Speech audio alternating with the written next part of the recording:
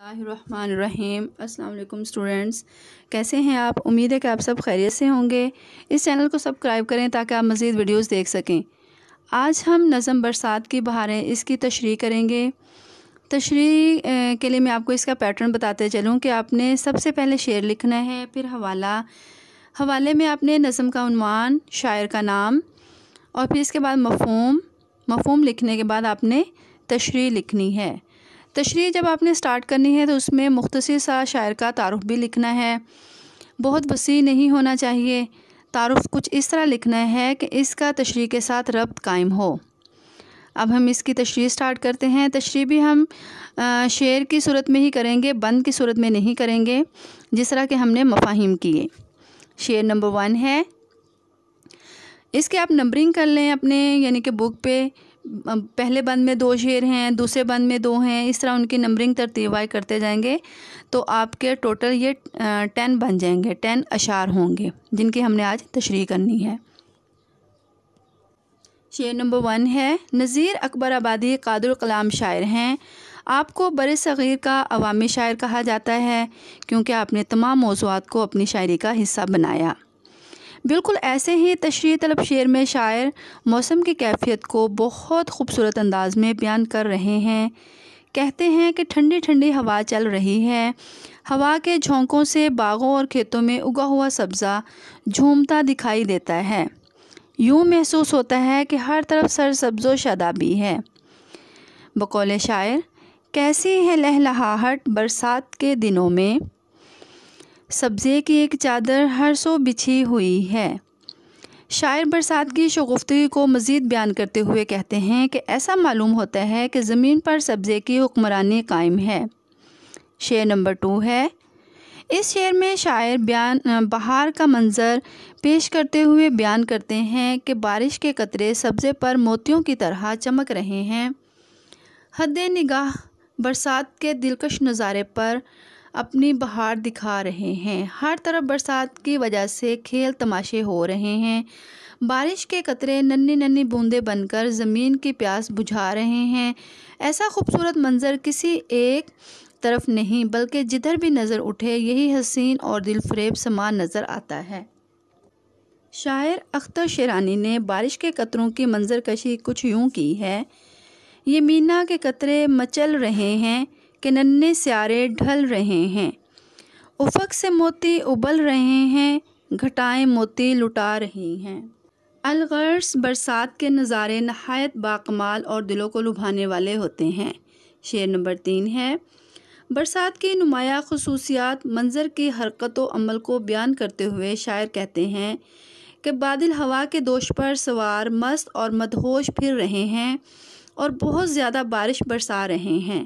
جھڑیاں لگی ہوئی ہیں، آسمان کی بلندیوں پر مخمور بادلوں کی شوخیاں ہیں۔ بادل جب زمین کا رخ کرتے ہیں تو بارش کے قطرات سے دھوم مچ جاتی ہے اور بارش تھمنے کا نام نہیں لیتی۔ بقول شاعر، نہیں ہے کچھ فرق بحر و بر میں، کھینچا ہے نقشہ یہی نظر میں، کہ ساری دنیا ہے ایک سمندر، بہاریں جس میں نہا رہی ہیں۔ الغرض ہر طرف برسات ہی برسات ہے، برسات اپنی کیسی رونقیں دکھا رہی ہے۔ شعر نمبر 4 ہے، اس بند میں شاعر برسات کے منظر پر قلم کشائی کرتے ہوئے کہتے ہیں کہ بارش ہوتی ہے تو سبزے پر اور ہر چیز پر پڑی ہوئی گرد دھل جاتی ہے اور ہر چیز میں نکھار آ جاتا ہے اور برسات سے ہر طرف پانی ہی پانی ہو جاتا ہے۔ ارشاد ربانی ہے، ترجمہ یعنی ارشاد ربانی ہے کہ اللہ تعالیٰ آسمان سے پانی برسا کر اس سے زمین کو اس کی موت کے بعد زندہ کر دیتا ہے۔ یقیناً ان لوگوں کے لیے نشانیاں ہیں جو سنیں۔ نیکسٹ پیراگراف ہے، باغات میں بارش سے عجب سما بن جاتا ہے، پودے پھل اور پھول پانی سے بھیگے ہوئے دکھائی دیتے ہیں۔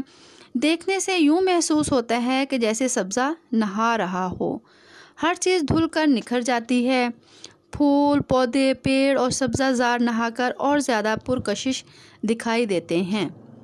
شعر نمبر 5 ہے، تشریح طلب شعر میں شاعر بیان کرتے ہیں کہ برسات نے ہر طرف عجب سما پیدا کر دیا ہے۔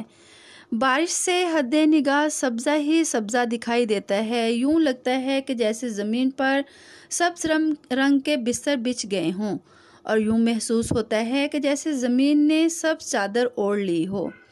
گرد و غبار والی جگہ پر بارش کے برسنے سے گھاس اگ آئی ہے۔ یہ اللہ تعالیٰ ہی کی قدرت ہے جس نے زمین پر سبزہ بچھا دیا ہے۔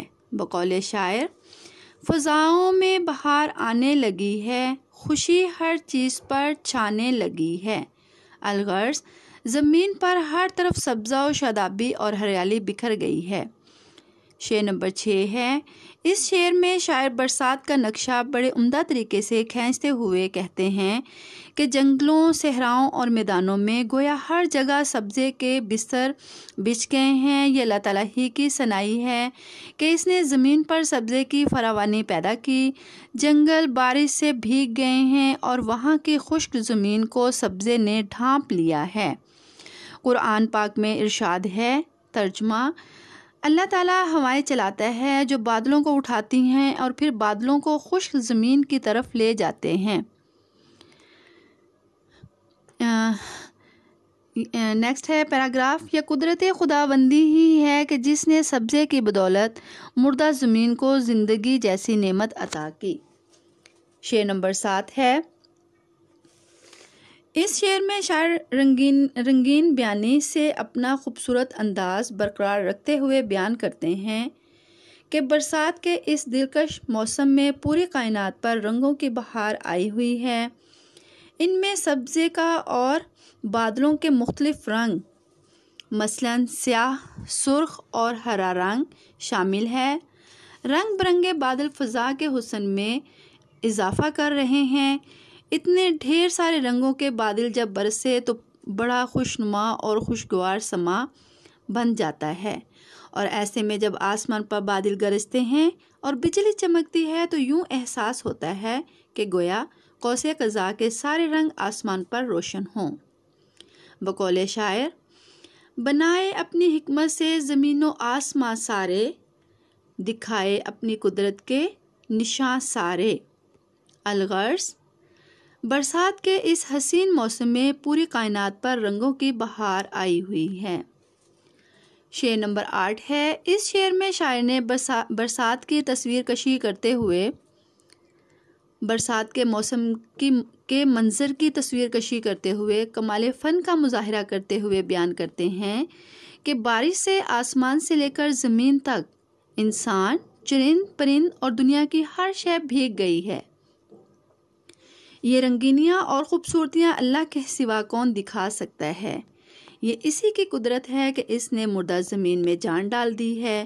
اس موقع پر اختر شیرانی کا یہ مصرع یاد آتا ہے کہ چمن رنگین، بہار دلکش، مناظر سبزہ زار رنگین۔ نیکسٹ ہے پیراگراف۔ الغرض، شان قدرت سے زمین کا ذرہ ذرہ پانی میں بھیگ رہا ہے۔ اس سے پہلے میں آپ کو بتاتے چلوں کہ جو میں نے مصرع بولا ہے اس کو مصرعے کی علامت کے ساتھ لکھنا ہے۔ نیکسٹ ہمارا ہے شعر نمبر 9۔ تشریح طلب شعر میں شاعر اللہ تعالیٰ کی قدرت کاملہ کا اعتراف کرتے ہوئے اور اللہ تعالیٰ سے مخاطب ہو کر بیان کرتے ہیں کہ اے اللہ تعالیٰ، تیری قدرت کے کس قدر سما ہے کہ ہر لمحہ تیری قدرت کے مختلف رنگ دیکھنے کو ملتے ہیں۔ تیری نشانیاں اور نعمتیں ہمارے اعداد و شمار میں نہیں، ہم اس قابل نہیں کہ ہم اس کو گن سکیں۔ قرآن مجید میں ارشاد ہے کہ ہر روز اس کی نئی شان ہوتی ہے۔ یہ ترجمہ ہے اور اس کو انورٹڈ کاماز میں لکھنا ہے۔ نیکسٹ پیراگراف سے پھر لکھنا ہے، اللہ تعالیٰ کی قدرت کی کرشمہ کاریاں دیکھ کر انسانی عقل دنگ رہ جاتی ہے۔ یہ سب اللہ تعالیٰ کی ذات کے سوا کسی کا کام نہیں۔ کسی شاعر نے کیا خوب کہا ہے، مہکتے پھول سے خوشبو جدا کی، عطا ساری ہے یہ میرے خدا کی۔ الغرض، برسات کی بہاروں کو دیکھ کر زمین و آسمان کی ہر چیز مست اور مسرور ہو گئی ہے۔ شعر نمبر 10 ہے۔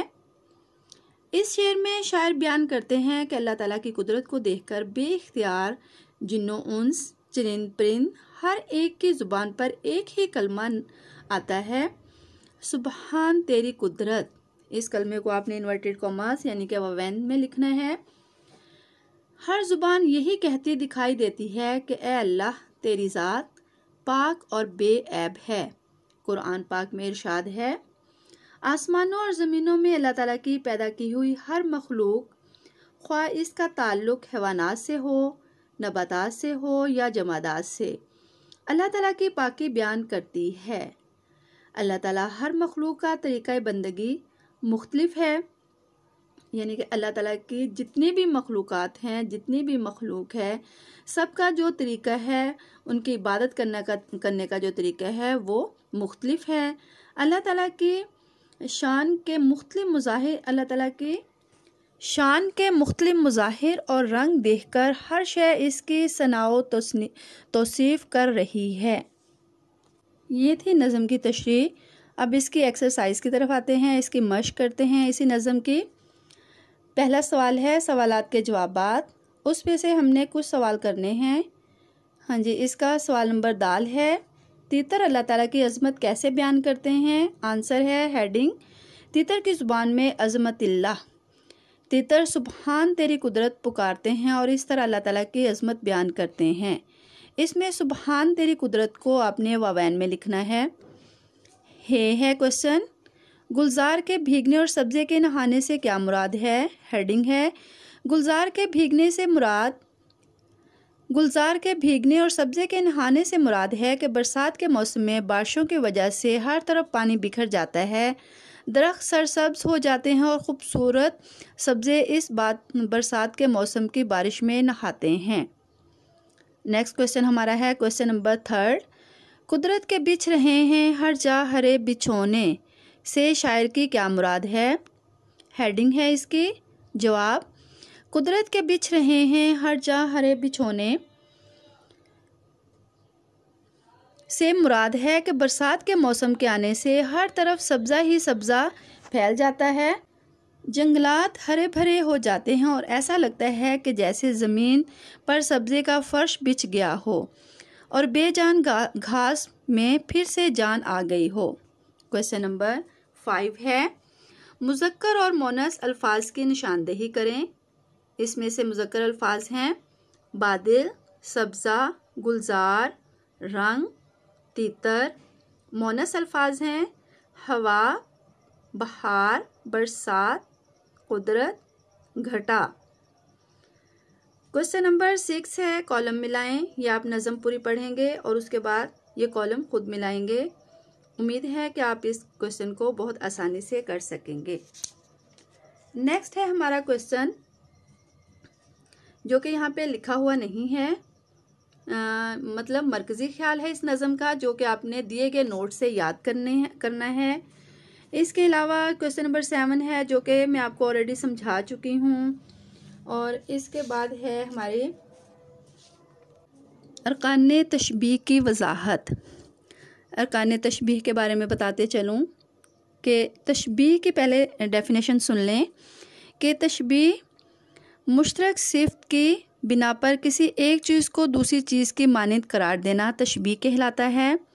جیسا کہ یہ شعر ہے، ناز کی اس کے لب کی کیا کہیے، پنکھڑی ایک گلاب کی سی ہے، یعنی کہ شاعر نے اپنے محبوب کے جو ہونٹ ہے اس کو پھول کی پتی سے تشبیہ دی ہے۔ ارکان جو تشبیہ ہیں وہ کتنے ہیں؟ 5 ہیں۔ مختصر میں اس کی بھی وضاحت کرتے چلوں۔ نمبر 1 ہے مشبہ، وہ چیز جس کو دوسری چیز سے تشبیہ دی جائے، جیسے کہ لب کو پھول سے یعنی کہ گلاب سے تشبیہ دی۔ مشبہ بہ، جس چیز سے تشبیہ دی جائے، یعنی کہ جو ہونٹ تھے اس کو کس کے ساتھ تشبیہ دی گئی تھی؟ پنکھڑی کے ساتھ، اور یہ ہو گیا مشبہ بہ۔ وجہ تشبیہ، جس مشترک صفت کی وجہ سے تشبیہ دی جائے، جیسے نزاکت، ملائم پن۔ نمبر 4 ہے غرض تشبیہ، تشبیہ چونکہ ایک ارادی فعل ہے، ایک انسان کا اپنا ارادی کام ہے، ارادی عمل ہے، اس لیے اس کا کوئی نہ کوئی سبب ضرور ہوتا ہے۔ مذکورہ بالا شعر میں محبوب کے ہونٹوں کی نزاکت کو مزید حسین بنا کر پیش کرنا، یہی کیا ہے؟ غرض تشبیہ ہے۔ حروف تشبیہ یعنی کہ تشبیہ دینے کے لیے کچھ حروف استعمال ہوتے ہیں، ان کو حروف تشبیہ کہتے ہیں۔ مثلا جیسے کہ کیا ہے؟ اس کے ہونٹوں کو ہی دیکھ لیں، جیسے کہ اس کے ہونٹ پھولوں کی طرح نرم ہیں، خوبصورت ہیں، اس کا دل پتھر کی طرح سخت ہے۔ اس طرح یعنی کہ اس طرح کے لفظ جو ان میں استعمال ہوئے، کی طرح۔ اس کے علاوہ میں اور بھی آپ کو بتا دیتی ہوں، مثلا گویا، جیسا، ویسا، مانند وغیرہ۔ اس کے علاوہ کچھ تشبیہات کی مثالیں دی ہوئی ہیں، اس کو دیکھتے ہوئے آپ نے پریکٹس کرنی ہے۔ اور آج آپ کا کام ہے، آپ نے بند نمبر 2 اور شعر نمبر اس کا 2 یعنی کہ دوسرے بند کا دوسرا شعر آپ نے کاپی پر کرنا ہے اور اس کی تشریح یاد کرنے کی کوشش کرنی ہے اور اس کا مرکزی خیال یاد کرنا ہے۔ اوکے۔